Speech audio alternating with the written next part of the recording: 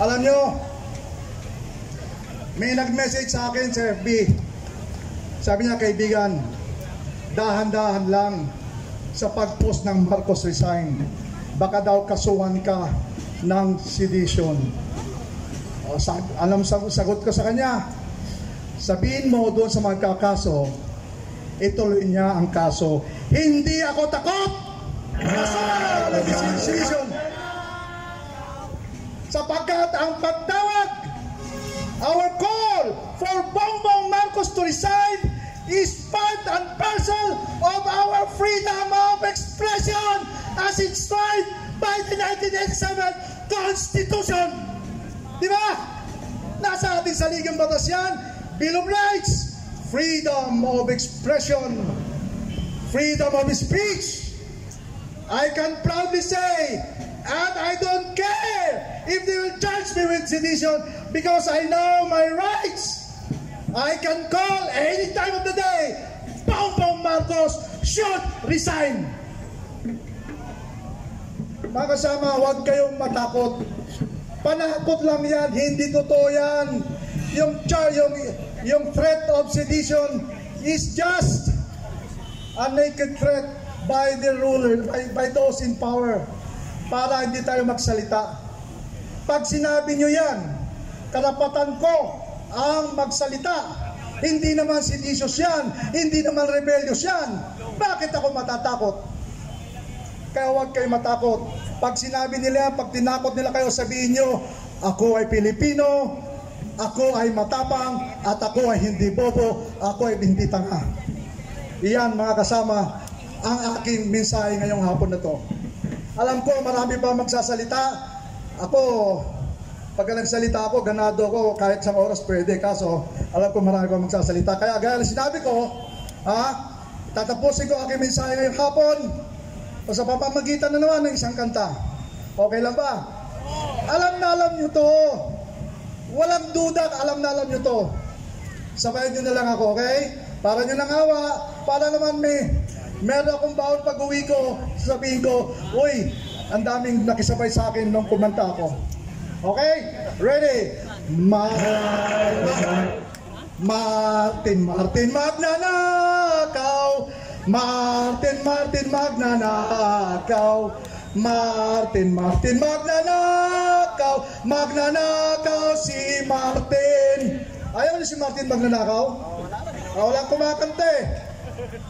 Kaya sa likod, kumakanta pa kayo? Hindi naman eh. Wala akong narinig. Please naman, participate, join us, cooperate. This is our time. This is the moment na hinihintay natin. Huwag na tayo mag-timpok-timpok pa. Ito na ang pagkakataon. 200, oh my God, 500 bilyones. Hindi na ako alam nyo. Sino ba ka senior citizen dito? Ako senior citizen. Alam nyo, kaya hindi na ibibigay ng gobyerno ang full benefits sa mga senior citizens such as 1, free laboratory, free medicine, free hospitalization, free check-up. Hindi na ibibigay ng gobyerno yun. Porsyento lang ibibigay nila, percentage lang. Bakit? Ang sabi ng PhilHealth, if we will provide all those benefits to the senior citizens, we need at least 350 billion pesos budget annually. 350 billion pesos lang. Pucha, 350 billion pesos. Kami mga senior, libre medisina, libre check-up, libre laboratory, libre hospitalization. Yan, sarap ng buhay namin senior. Diba? Kaso hindi nabibigay. Bakit? Wala daw pera. Paano wala naging pera? 1 trillion peso ninakaw? So ibig sabihin, merong pera. Kaso nga lang, ninakaw. Diba? Paliwanag. Sabi nila 350 billion ang kailangan taon-taon ng PhilHealth to provide all the benefits the senior citizens deserve. Pero walang pera. Tapos nakita natin sa 3 taon, 1.4 trillion pesos ang ninakaw ng administrasyon ito. Hindi ako nagsabi niyan. Sinabi ni Congressman Irizi yan. 1.4 trillion pesos was stolen from the government coffers since 2023, 24, and 25. Maliwanag. may pera ang bawat Pilipino. May pera ang bawat senior citizen. Libre sana sa ospital, libre sa gamot, libre sa check-up, libre laboratory. Pero sabi ng PhilHealth, walang pera. Kasi ibinulsa. Di ba? Pero ang totoo niyan, meron po tayong pera. The Philippines is not a poor country. The problem is we are being run by idiots, by thieves, and by incompetent persons in government. Thank you very much. Magandang hapon po sa inyo lahat. Ako po si Troy Abitona. Salamat.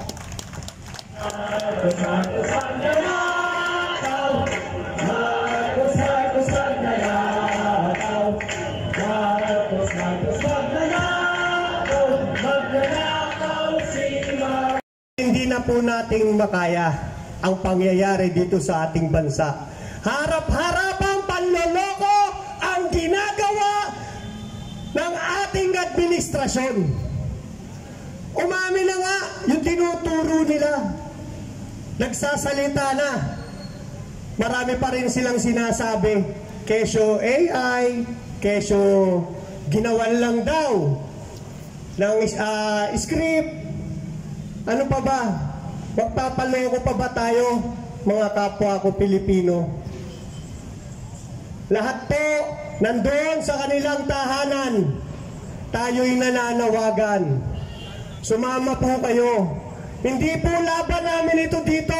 Laban ito ng susunod na henerasyon ng bansang Pilipinas. Kung hindi tayo gagalaw, kung hindi ngayon, kailan pa? Kung hindi tayo, sino ang magtatanggol sa atin? Ibang bansa?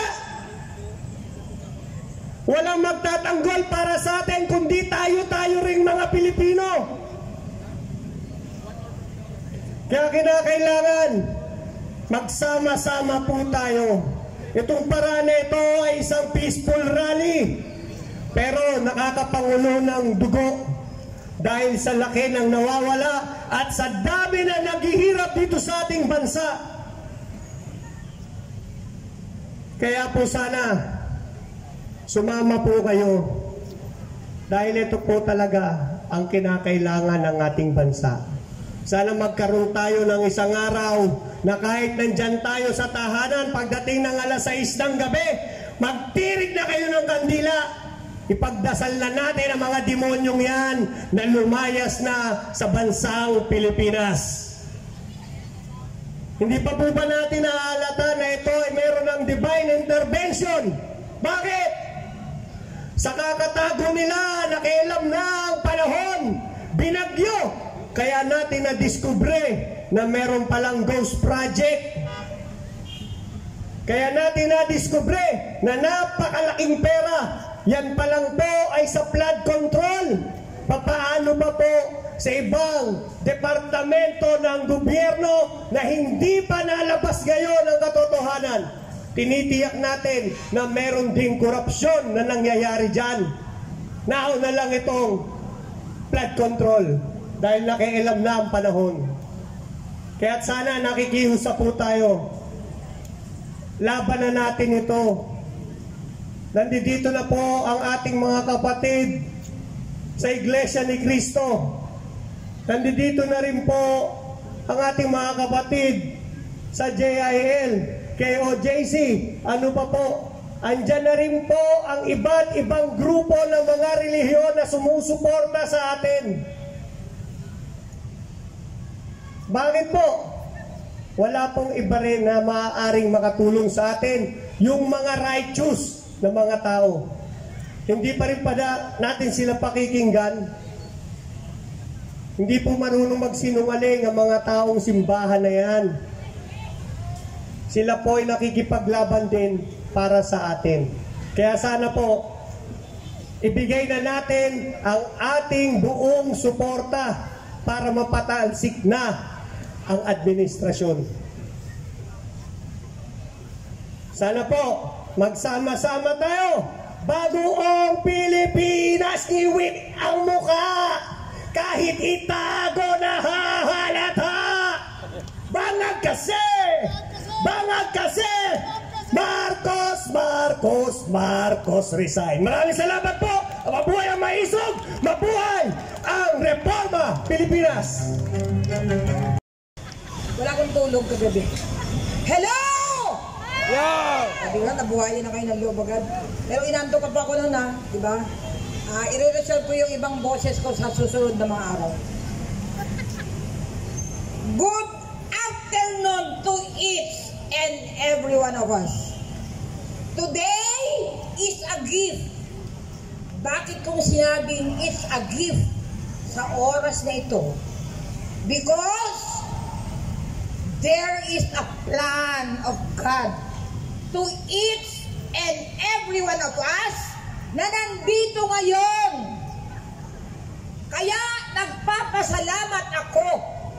Unang-una, kanino ko nagpapasalamat? Sa aking sarili. Normal, pasasalamatan ko ang aking sarili.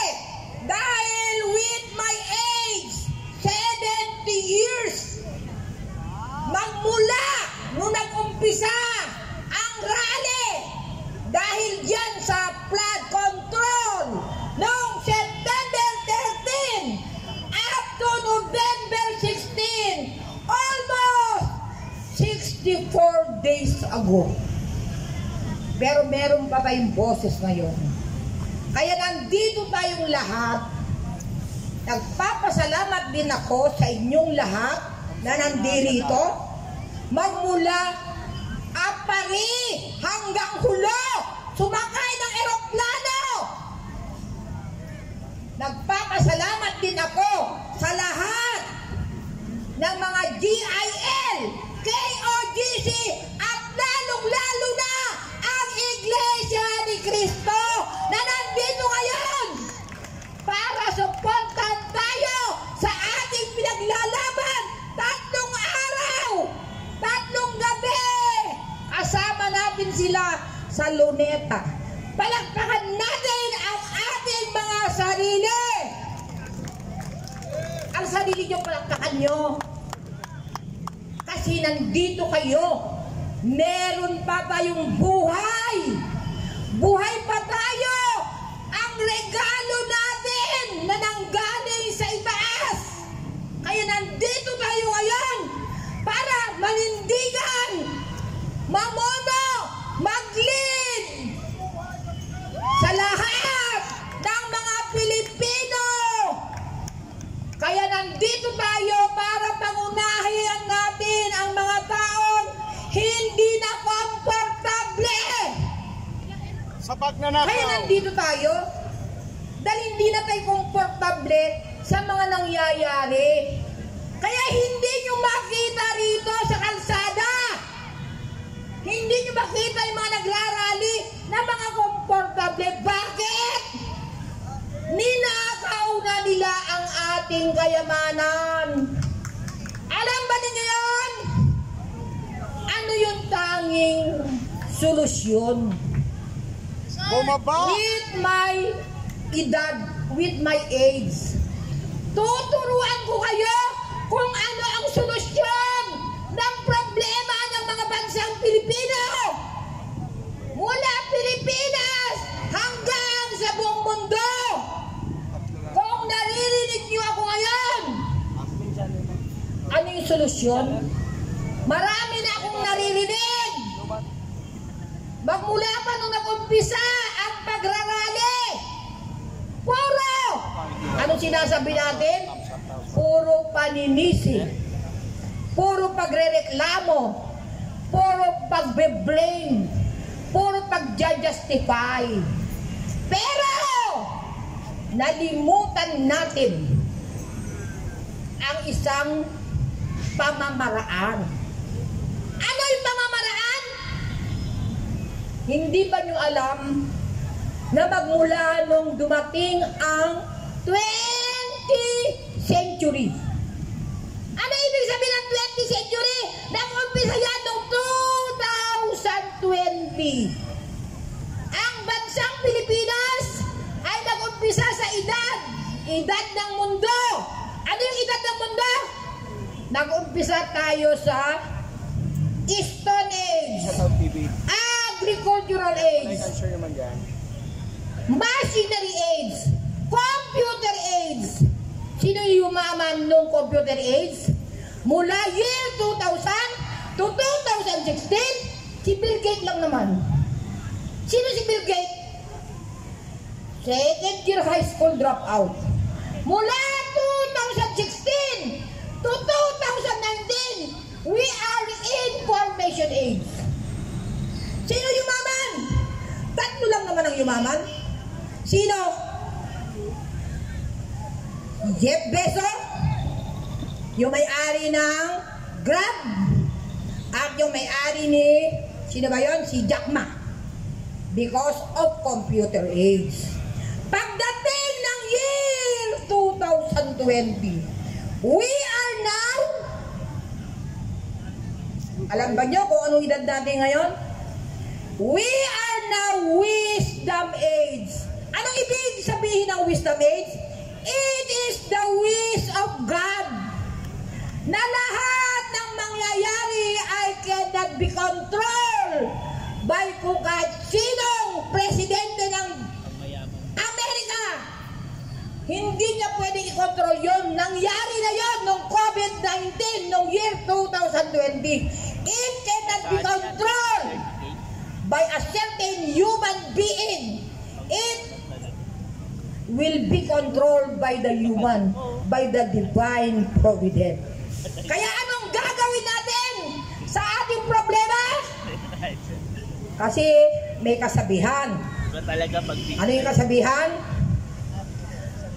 Yung law of the universe. Ano yung law of the universe? Number 6 o number 5, the law of the universe ay yung tinatawag ng law of cause and effect. Ano ibig sabihin? Kung ano ang tinanim mo, yun din ang aanin mo. What you sow, what you reap. Ano ang tinanim ni Bongbong Marcos Bangag? Pagnakaw. Pagnanakaw. Puro kasamahan.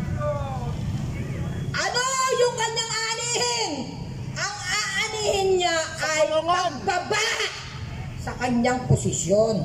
Kaya nga lang, merong pang-anim na batas ng universe. Ano yan? The law of polarity. Ano ibig sabihin? Ang ibig sabihin ng law of polarity, kung may umpisa, ay may katapusan. Kung nag-umpisa siya ng kanyang kasamaan, meron din katapusan yun. Kaya nga lang, meron tayong pang-walo na law of the universe. Ano yan? The law of freedom. Ano ibig sabihin ng law of freedom? The law of time. Kaya lahat ng nangyayari sa mundo ay may tamang panahon. Kaya ang panahon na to, magkaisa tayo para matapos na yung panahon ng pagnanakaw ng pamumuno ni Bongbong Marcos. Ano yung gagawin natin? Hindi tayo dapat nagmumura. Dapat linilinis natin ang puso natin. Dapat napapakinggan ng nasa taas yung divine providence kung gaano kalinis ang ating puso. Ang ating gagawin, lahat ng mga Pilipino mula Pilipinas at lahat ng nandoon sa ibang bansa, bago tayo matulog, ang puhunan lang natin, kumuha tayo ng papel, kumuha tayo ng ballpen, isulat natin ang kahilingan natin. Kanino tayo susulat? Kay God.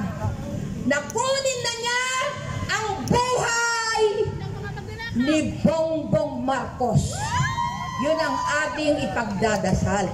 Kung tayo gagawin natin lahat yon, nangangahulugan tayo ay sincere sa ating kahilingan. Alam niyo ba kung bakit? Kahit maubos ang boses natin dito sa stage na ito, hanggang hindi natin inaamin ang ating pagkakamali.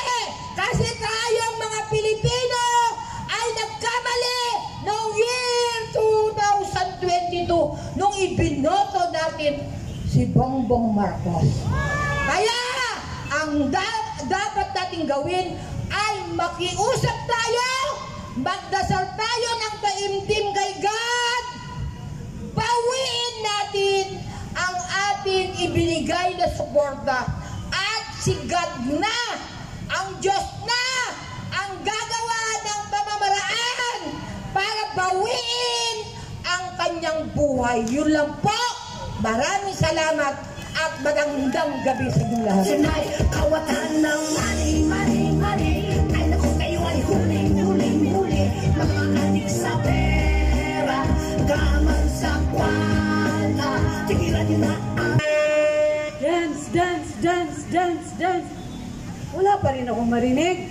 Sayang mga tao din, mamo. Eko, pasayawin ko na lang kayo. O maestro, dali. Sasayaw ha. Ang sasayaw may premyo. Ay, na yung mga guwapa. Yung mga guwapa dito sa tabi. Mga guwapa dito. Dali, tindog. Ang Sinay, kawatan ng mali. Ay naku, kayo ay huli.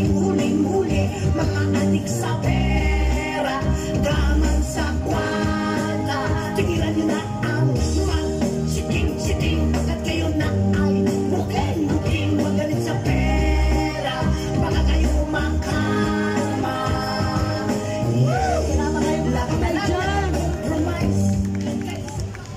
seryoso tayo. Gusto nyo ng good news? Yes! Wala kang marinig. Gusto nyo ng good news? Opo! Alam nyo ba, may nagkwento sa akin na Tweety Bird. Gusto nyo? Ayaw nyo yata eh. Upo na lang ako. Ang sabi ng Tweety Bird, na doon sa Bulacan, doon sa lugar nila, meron doon for, kailan ba kami nagkita? Friday. Nung Friday, yung buong maghapon na yun, sa may Bulacan, yung airstrip, pabalik-balik daw, yung mga choppers. Yung area na yun, yung strip na yun, dito sa may Manila, nanggagaling, at doon pumupunta sa norte. Alam nyo na kung saan yun sa norte, tama ba? Pabalik-balik daw yung mga choppers na yun. Anong ibig sabihin nun? Tinakot ang nakaw. Naghahakot na daw. Ang basura! Ng basura! Ang daming basura nun, ha? Diba? So, pabalik-balik daw. Bakit ba tayo nandito? Bakit tayo nandito? Dahil ako, para sa akin, today, tomorrow, ano ba bukas? Lunes, at saka hanggang Martes, celebration na dahil konting tumbling na lang, malapit na. Hindi ba ilang araw tayong nagkasama dito? For how many times? Nanalangin tayo. 4 times. Nanalangin tayo. 4 na beses ba, kuya?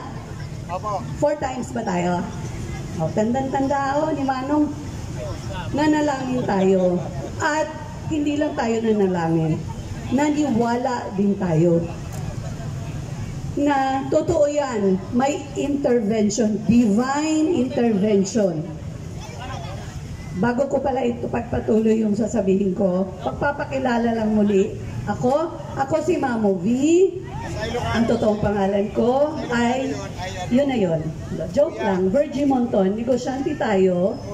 At tayo'y naniniwala Sa Ilocano, yung na totoo yun. Itong gobyerno na to ay talagang inubos ang kaban ng bayan para sa sariling kapakanan. Tama na. Ang sabi ng taong bayan, tama na, hindi na namin kayo lulubayan, may katapusan kayo. Ang sabi nga ni PRRD, there is a time of reckoning. Mauubos, matatapos din kayo. At ilang araw ang nakalipas, anong nangyari?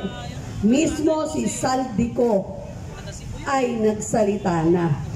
Ngayon, nung nagsalita ang Saldico, ang sabi nila, wala daw basihan yung kanyang testimony. Baliwala daw ang testimonya. Nakita nyo na kung paano nila tinutwist at ginagawang kasinungalingan yung katotohanan.